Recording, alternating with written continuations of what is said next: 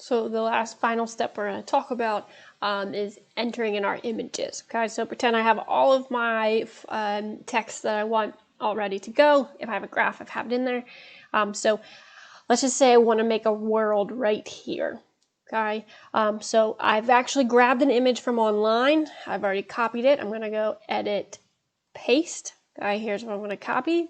And because I have to recreate everything, I'm going to recreate this world. So what I'm going to do is I'm simply going to hold down the Shift key while dragging out the corner because it holds the integrity of the shape. Okay, so I don't want my world that big. I want it about this big. So what I'm going to do is I see it's on this layer 2 copy, so I'm just going to open this up. I'm going to make a new layer, and I'm going to take this image, and I'm just going to throw it in layer 5. And I just want it to be the top image. So what I'm going to do is there are a couple of things I could do. I could lock that layer, make a new layer, and then zoom in and trace, okay? Or I could use what's called isolation mode on this layer. So on this layer, I'd come up to my lines up in the top right-hand corner of layers, click, and say enter isolation mode. Okay, so now I'm able to trace over top of something without interfering. So I'm just going to zoom in real quick, okay? So I can use my, I wanted nothing. I'm just going to click and drag this over. Oh, grab my path.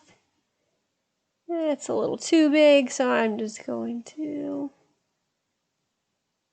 this. Okay, you want the inside to be blue. I can change this color up later. Okay, push OK. I'm simply just going to hide this one so I don't see it, and then I could work with my pen tool, or I could even use the brush tool. Let's say if I wanted to make this green. Okay, I'm just going to come here, outline this. Dun, dun, dun.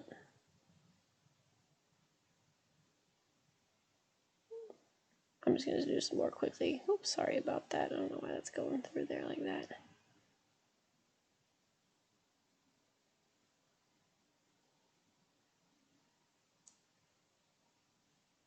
Okay.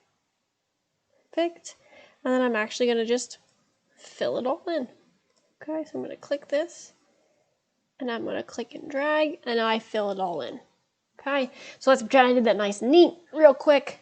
And then I'm just going to put this blue back on, and you'll see that it's above. Awesome. I'm done and exit out of isolation mode by either pushing this arrow up here, or I can come back to where I entered and push exit isolation mode. Okay, so now you'll see layer 5 right here. If I just close that out, okay, I can just going to simply delete that layer. It's going to say, do you want to? Yes. And now I have recreated that world on my own. Okay, it's on its own layer. So enter isolation mode or lock the layer. It is up to you.